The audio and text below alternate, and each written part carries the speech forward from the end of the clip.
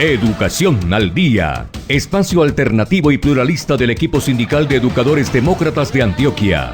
Dirección General, Omar Arango Jiménez. Escúchelo de lunes a viernes a partir de las 7:30 de la noche en los 1020 de emisora Claridad de Todelar. Somos comunicación, lucha y servicio.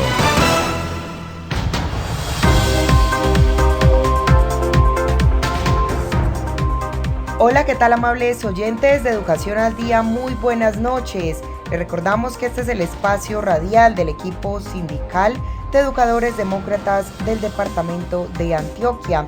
Mi nombre es Karina Arango Carbonó y a esta hora les doy la bienvenida a este espacio radial para la educación y temas de actualidad. A esta hora saludamos a quienes nos sintonizan a través de www.educacionaldia.com.co, también a través de nuestro canal de YouTube Educación al Día. Bienvenidos.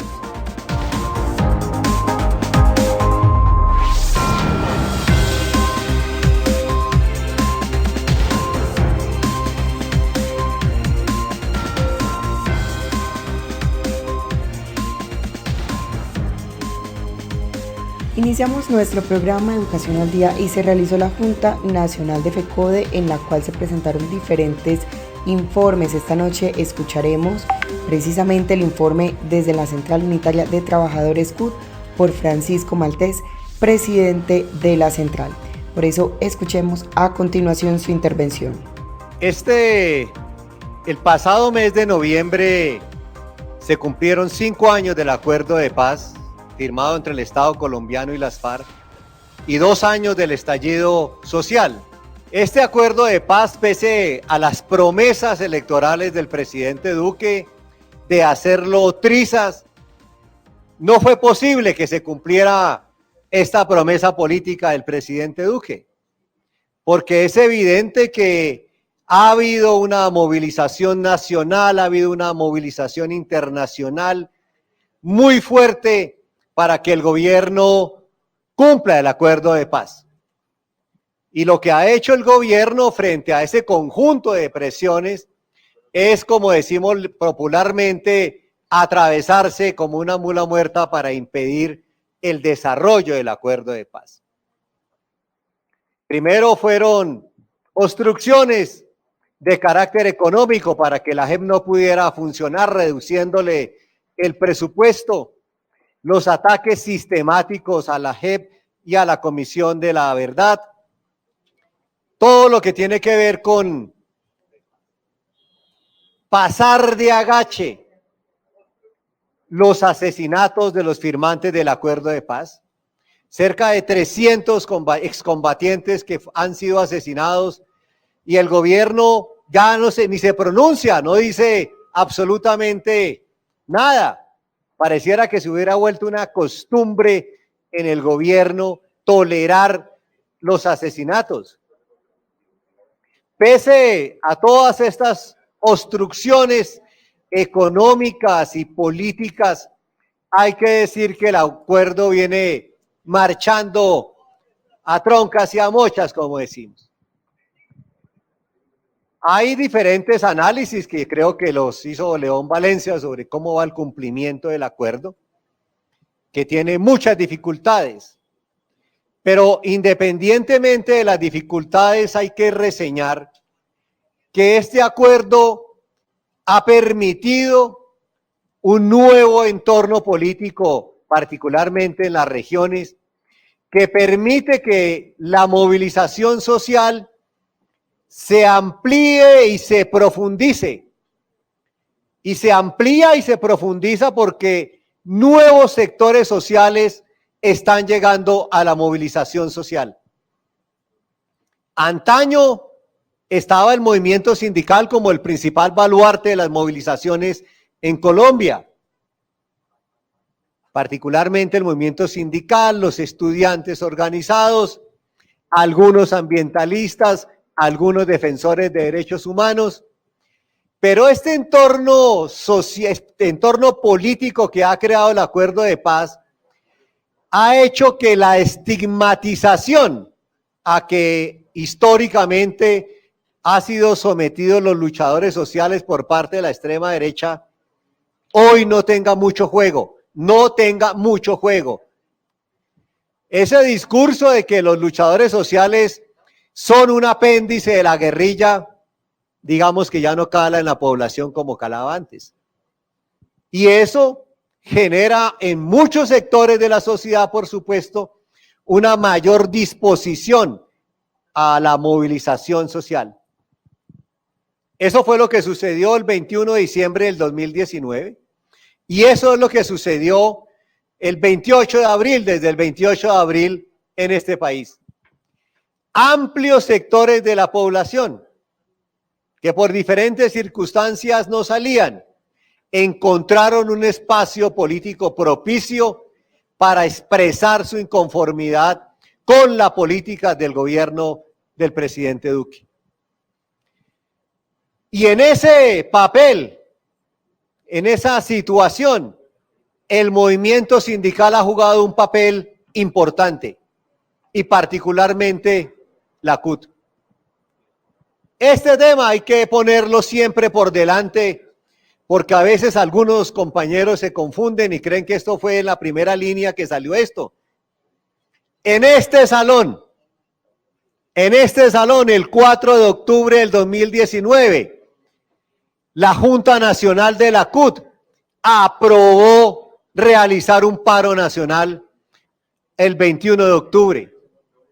Y en las horas de la tarde, el 4 de octubre, acá nos reunimos con la CTC y con la CGT y les propusimos que hiciéramos ese paro nacional el 21 de noviembre y hubo un consenso. Y nos dimos a la tarea desde ese momento de hacer la más amplia organización y difusión para que el paro nos saliera de la mejor manera. Tal como nos salió. El paro del 21 de noviembre del 19 y el 28 de abril de este año han sido las mayores protestas que ha habido en la historia de Colombia. Eso hay que registrarlo con tranquilidad, con responsabilidad, pero también con mucha emoción porque nos tocó a nosotros ser los protagonistas de este momento histórico que está viviendo el país. Ya no fue que nos contaron que en el 77, no. Hemos sido los protagonistas de las más grandes movilizaciones contra la política del gobierno, contra el neoliberalismo que han encarnado diferentes gobiernos en estos últimos 30 años. Y la virtud que ha tenido la CUT y el comando de paro es que hemos acercado a muchísimos sectores, podemos decir que a todos los sectores organizados de la sociedad para que se metan en esta pelea contra el modelo económico. Están todos los compañeros de las plataformas de derechos humanos, todas las plataformas de mujeres, todos los pueblos indígenas, muchos colectivos LGTBI, muchos colectivos ambientalistas, muchos pequeños trabajadores del campo están metidos en el comité de paro. Todos los sectores y los estudiantes, por supuesto, estamos en el comité de paro. Esa es una virtud que hemos tenido en esta coyuntura. Sumar todas las organizaciones sociales para dar esta gran batalla contra el neoliberalismo que nos ha tenido en los últimos 30 años. Y por supuesto que hay que decir también que hemos obtenido unas victorias muy importantes. Hundir la más nefasta reforma tributaria que había contra el pueblo colombiano. 27 billones de pesos que íbamos a pagar los de a pie. Impuesto IVA para los servicios públicos, para el internet, para los computadores, para los alimentos procesados. IVA, impuesto a la renta para los salarios mayores de 2.500, para las pensiones de más de 4.500.000, mientras los empresarios solamente iban a poner 3 billones de pesos, el 10% de esa reforma, y nosotros el 90%. Por eso decimos que es la peor reforma en la historia de este país, la que logramos hundir. Y fue el estallido social que la hundió, y con ella se cayó el ministro de Hacienda. Hundimos el proyecto de ley 010, que es el proyecto que pretendía liquidar la salud pública en Colombia. Hundimos de igual manera o tumbamos a la canciller, al ministro, al comandante de la policía de Cali, al comandante de la policía de Panamá. Es decir, este estallido social ha tenido unos logros importantes. Pero hay que hacer notar que pese a esos triunfos que son tangibles, este gobierno no quiso negociar en el 2019 ni en el 2021. Por eso es que el Comité de Paro planteó como una consigna: Duque ni dialoga, ni negocia, le miente a la comunidad internacional y cuando firma acuerdos no los cumple, como es el caso del informe, me imagino que va a dar el compañero presidente sobre el acuerdo con FECODE. Y de una vez digo, el acuerdo de los estatales escasamente ha cumplido 5 puntos. Acaba de salir el decreto de progresividad, que creo que es muy importante, pero es evidente que hay un incumplimiento del conjunto de los acuerdos. Y Duque, entonces, si no dialoga y no negocia, lo que hizo fue optar por la más brutal represión que hayamos vivido también en los últimos años en las luchas sociales en Colombia. Calentar una sopita con gas natural puede conectarte con el pasado. Va el avioncito.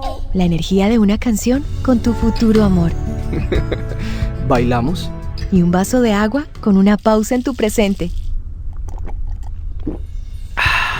Tu vida está hecha de buenas conexiones. Por eso denuncia el robo de servicios públicos, energía, gas y agua, porque una conexión fraudulenta la pagamos todos. Llama al 604-4444-115, al 018-415-115 o en nuestra app EPM Estamos Ahí. EPM, Vigilado Superservicios. Vacunarte es cuidarte de verdad. Vacúnate contra el COVID-19. Si te vacunas, estás protegiendo a tus seres queridos. Acércate al punto asignado o acude a los lugares habilitados en tu ciudad. El virus no se ha ido y la principal medida de protección para ti, tus familiares y amigos es la vacunación. Consulta más información en nuestra página www.nuevaeps.co. Nueva EPS. Gente cuidando gente. Vigilado Supersalud. Preparar un café con gas natural puede conectarte con tu trabajo. La energía de una serie con tu familia.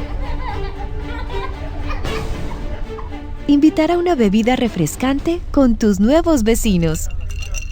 Bienvenidos. Tu vida está hecha de buenas conexiones. Por eso, si tienes dificultades para pagar tus servicios públicos, tenemos alternativas y facilidades de pago para que sigas disfrutándolos legalmente. Conócelas en www.epm.com.co en la sección Transacciones. EPM, Vigilado Superservicios.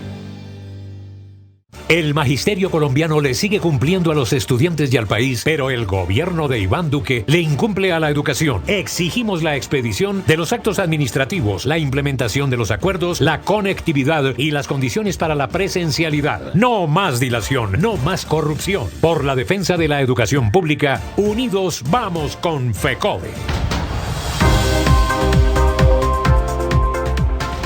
Y estamos de regreso aquí en nuestro programa Educación al Día, esta noche escuchando a Francisco Maltés, quien es presidente de la CUT Nacional y quien brindó un informe detallado durante la Junta Nacional de la Federación Colombiana de Trabajadores de la Educación FECODE. Escuchemos. Creo que el movimiento social debe apropiarse de esta investigación que ha hecho la Universidad de los Andes. La Universidad de los Andes, Amnistía Internacional y la ONG Temblores acaban de hacer una investigación que creo que es una herramienta muy importante. ¿Qué dice ese informe? Algunas cosas. 75 asesinados durante el estallido social. 44 presumiblemente por la fuerza pública. 83 personas lesionadas en los ojos, agresión sexual, cerca de 1.500 personas detenidas arbitrariamente, cerca de 1.800 agresiones físicas a personas. Ese es un informe propio de una dictadura, compañeros. Eso no es un informe de un país democrático sobre violación a los derechos humanos, es un informe propio de una dictadura. Y no nos pueden decir que es el informe del movimiento social, que es el informe de los sindicatos. La Universidad de los Andes, una de las universidades de la burguesía, para que no digan pues que es que esto acomodamos las cifras. Ese informe lo que muestra, lo que refleja es el abuso y la extralimitación en el uso de la fuerza pública, el uso de la fuerza por parte de la fuerza pública. Eso es lo que evidencia. Y por eso creo que es muy importante, junto con ese informe y el informe de la Comisión Interamericana de Derechos Humanos, plantear el debate sobre los derechos humanos en este país. Creo que son dos instrumentos muy importantes en esta coyuntura para este debate que debemos de dar, sin duda, sobre los hechos que ocurrieron de extralimitación de la fuerza pública en el uso de la fuerza. Nosotros en el Comité de Paro llegamos a un acuerdo con el gobierno de Duque el 24 de mayo en materia de lo que podemos llamar los requisitos para el ejercicio de la protesta social. Y como todos sabemos, después de eso, después de llegar a un acuerdo, el gobierno se negó a firmar ese acuerdo. Así como hizo con los viceministros que firmaron un acuerdo en Buenaventura, en el corte de ruta de Buenaventura. Firmaron un acuerdo los viceministros y cuando llegaron a Bogotá, el gobierno dijo, no señores, ese acuerdo no sirve para nada, lo desconocemos. Es decir, no hay ningún ánimo de diálogo ni de negociación en ese gobierno. Y por el contrario, optó por la represión y por la militarización del país. Eso fue la respuesta de Duque en esta coyuntura. Toda vez que se dio esto en el gobierno y la represión estaba aumentando, y toda vez que comenzamos a ver que la movilización tenía algunos signos propios del agotamiento que se dan todas las luchas sociales aquí todos sabemos que son de esta manera. La lucha social ascendente infinita no existe. Eso motivó a que el Comité Nacional de Paro hiciera un cambio en la táctica de las movilizaciones recurrentes y que decidiéramos que los 10 puntos del pliego de emergencia que Duque se había negado a negociar y que habían sido radicados en junio del 2020, los convirtiéramos en proyectos de ley. No porque creyéramos que se fueran a resolver los partidos de la coalición, lo que no resolvió Duque lo resolvieran en el Congreso, sino como un elemento de la táctica para poder continuar en el debate, en la agitación política, en la educación política y continuar denunciando al gobierno y, por supuesto, a los partidos de la coalición de gobierno. ¿Qué es lo que hemos venido haciendo? Hoy se han hundido los partidos de la coalición de gobierno, han hundido 4 de los 10 proyectos. Y eso es una de las cosas que nosotros tenemos que decirle a nuestros afiliados, a nuestros amigos, a nuestros compañeros y compañeras de trabajo. La coalición de los partidos de gobierno del Congreso, por supuesto el Centro Democrático, por supuesto la U, Cambio Radical, el Partido Conservador, Justa, Colombianos, Justa y Libre. Mira, se han coalicionado para hundir los proyectos de ley. Y también hay que decirlo con tranquilidad, compañeros, porque así es. Solamente los compañeros del Pacto Histórico y la Coalición de la Esperanza, desde que comenzó el estallido social, son las únicas fuerzas políticas que han acompañado este proceso. Y creo que esas dos coaliciones que han acompañado todo este proceso, por supuesto que merecen el favor electoral de los colombianos y las colombianas. Ese es el debate que tenemos que centrarnos en esta coyuntura. Esos partidos de la coalición que no han permitido que haya cambios sociales en Colombia y otros partidos que están luchando porque haya cambios en Colombia y que nos han apoyado irrestricta e incondicionalmente en esta batalla. 4 proyectos de ley que nos han hundido, el de renta básica. Es algo ignominioso que se hunda el proyecto de renta básica por parte del gobierno, de los partidos de gobierno en el Congreso. El mismo gobierno, ¿qué es lo que nos dice? Que hoy la pobreza está en los niveles de 2010. 21 millones de colombianos en la pobreza. Y dice el DANE, que una tercera parte de la población colombiana ha dejado de consumir la tercera comida. Lo dijo el DANE. Y que más de 2 millones de personas solamente comen una vez al día. Y en medio de esa situación, los partidos de gobierno hunden el proyecto de renta básica.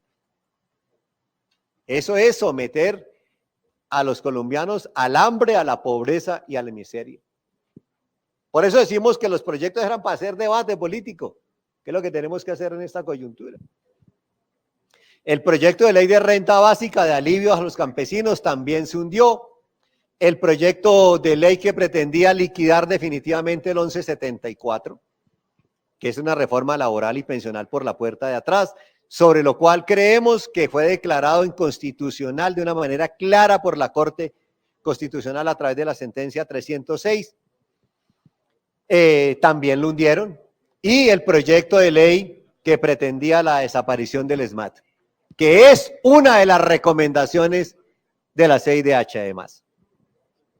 Entonces, frente a toda esa situación que ya veí que se daba y que preveíamos, una comisión de la CUT realizó lo que hemos llamado una gira de incidencia en Europa, donde nos reunimos con todo el movimiento sindical europeo, donde nos reunimos con integrantes del Poder Ejecutivo en España, en Holanda, donde nos reunimos con un número muy grande de parlamentarios europeos, parlamentarios españoles, parlamentarios belgas, con los delegados de la Alta Comisionada de los Derechos Humanos, con los delegados del Papa, con el director de la OIT, para ponerles de manifiesto toda la violación a los derechos humanos y laborales que hay en Colombia.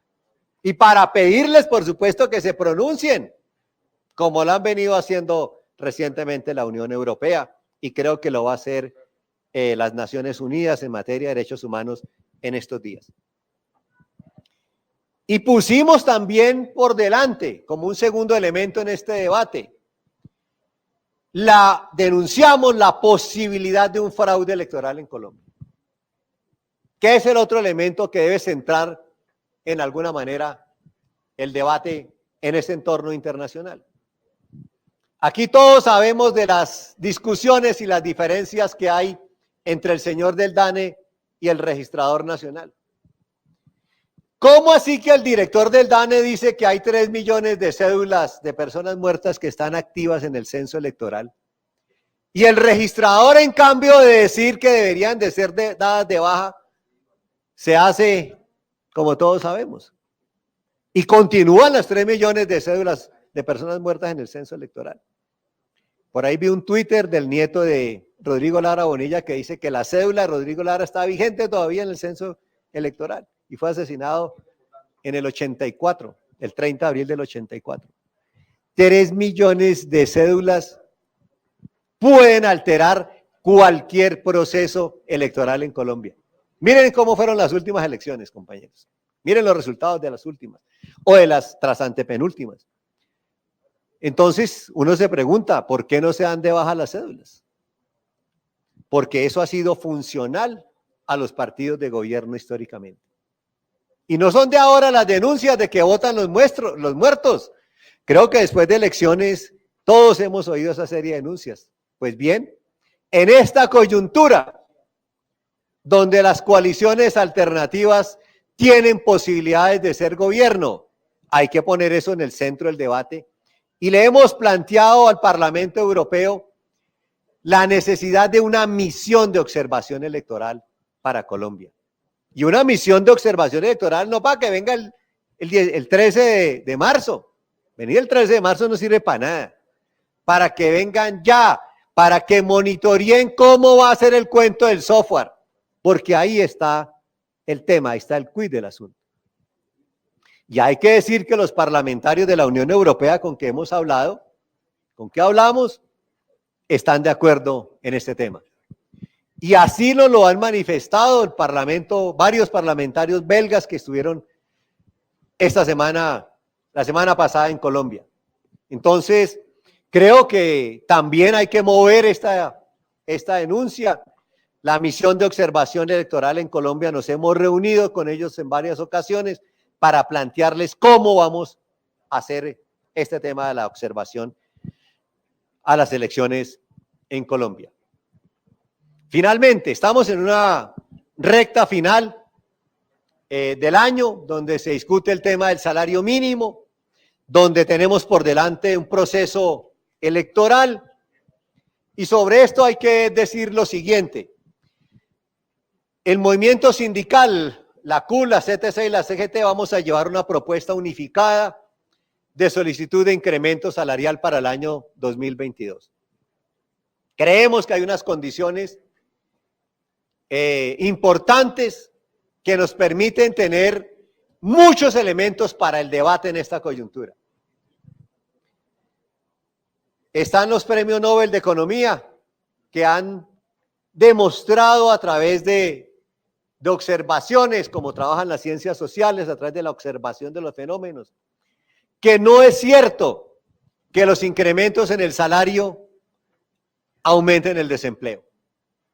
Tienen varias observaciones empíricas sobre ese tema y son los premios Nobel. Y eso no es porque ellos lo hayan descubierto, es un nuevo elemento que nos da la razón a lo que hemos dicho históricamente en Colombia. Están las declaraciones del Papa Francisco diciendo que debemos de tener un ingreso universal, que se reduzcan las horas de trabajo. Entonces hay otro elemento muy importante en este debate. Pero hay otro elemento, y es que en varios gobiernos vienen planteándose incrementar sustancialmente el salario de los trabajadores. El debate que hay hoy en Estados Unidos es pasar la hora de trabajo de 8 o de 12 dólares a 15. Doblar el salario. Si pasa de 8 a 15, es doblarlo. Es el debate que hay en Estados Unidos. En la meca del capitalismo. El debate que hay en Alemania, la nueva coalición de gobierno, una coalición progresista, es incrementar el salario. En España, el año entrante el salario mínimo pasa de 800 a 1.000 euros. En México, 3 años incrementando el salario, casi el doble de la inflación y no ha habido desempleo.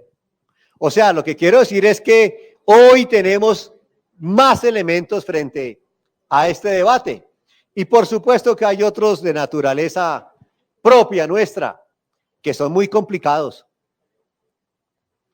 El precio de los alimentos este año ha crecido el 14%, compañeros. El 14% ha crecido el precio de los alimentos.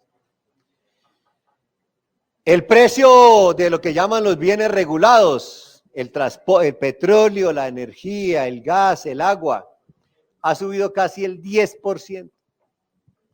Y entonces una ecuación sencilla que tiene el DANE es que los sectores más vulnerables se gastan el 50% del salario en comida y en transporte.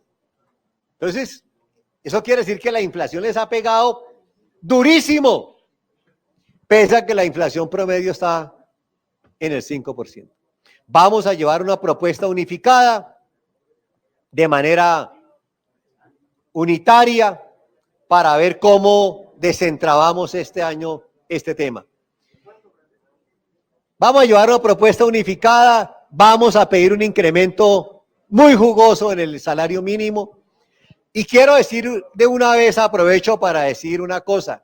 Hay un señor por ahí, Echeverry, que fue ministro de Economía, que ha planteado que el salario mínimo debe crecer en el 11%, de una manera oportunista, porque aquí sucede que cuando los señores salen del gobierno, entonces salen a hablar chicuca, y cuando están en el gobierno no se puede. Es una actitud demagógica de este señor precandidato, creo que del Partido Conservador. Entonces, vamos a hacer seminarios en varias regiones para hacer un debate sobre el salario mínimo. En varias regiones queremos que haya un debate entre empresarios, trabajadores, la academia, para discutir este tema, que es importante para todos, incluidos nosotros, porque muchas negociaciones tienen como eje la discusión del salario mínimo. De ahí arranca la gente, y los estatales hemos hecho eso, tratar de arrancar del salario mínimo. Viene este proceso electoral, se avecina este proceso electoral. Creo que todo lo que hemos hecho socialmente es importante. Todas estas batallas que hemos dado son importantes. Hemos obtenido algunos triunfos, pero esos triunfos que hemos obtenido, el gobierno pretende revertirlos. Se ha presentado de nuevo el proyecto de ley 010 para acabar la salud pública, por supuesto con otro nombre. La reforma laboral y pensional, que no la han podido hacer por todo lo que hemos hecho, ahora se la quieren hacer a los jóvenes. Y hay un proyecto de ley en la Comisión Séptima del Senado, aprobado en primer debate, el proyecto de ley 099, que plantea que todos los jóvenes que se vinculen al mundo del trabajo no deberán tener contrato de trabajo, sino un contrato de aprendizaje extendido. Y no dice por cuánto tiempo. Y ese contrato de aprendizaje extendido no da derecho a salario, sino a unos emolumentos. No da derecho a que el patrón cotice pensiones, ni cotice salud. Eso es una reforma laboral para los jóvenes. Entonces, lo que no ha podido hacer el gobierno por las movilizaciones sociales, ahora pretende por la vía de su equipo en el Congreso, de su coalición de partidos en el Congreso, hacer la reforma. Por eso es importante también la política, no solamente la lucha social, sino la lucha política. Y en este tema de la lucha política, por supuesto, institucionalmente la CUT va a llamar, compañeros y compañeras, a que votemos por las dos coaliciones que nos han apoyado irrestrictamente en el estallido social, que son los compañeros del Pacto Histórico y la Coalición de la Esperanza. Amables oyentes, hemos llegado al final de nuestro programa Educación al Día. Les recordamos que este es el espacio radial del equipo sindical de educadores demócratas del departamento de Antioquia. Les recuerdo que soy Karina Arango Carbonó y agradecemos a todos por su sintonía. Les recordamos que nos pueden escuchar de lunes a viernes a través de www.educacionaldia.com.co de 7:30 de la noche a 8:30. También pueden sintonizarnos a través de nuestro canal de YouTube. También estamos en cadena con Radio Farallones y la cadena HSCH. Feliz noche para todos.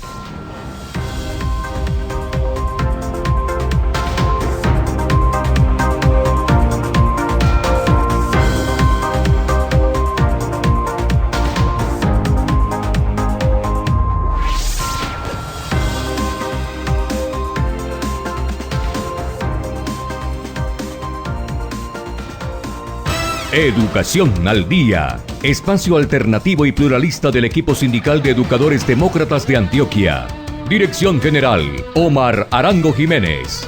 Escúchelo de lunes a viernes a partir de las 7:30 de la noche en los 1020 de emisora Claridad de Todelar. Somos comunicación, lucha y servicio.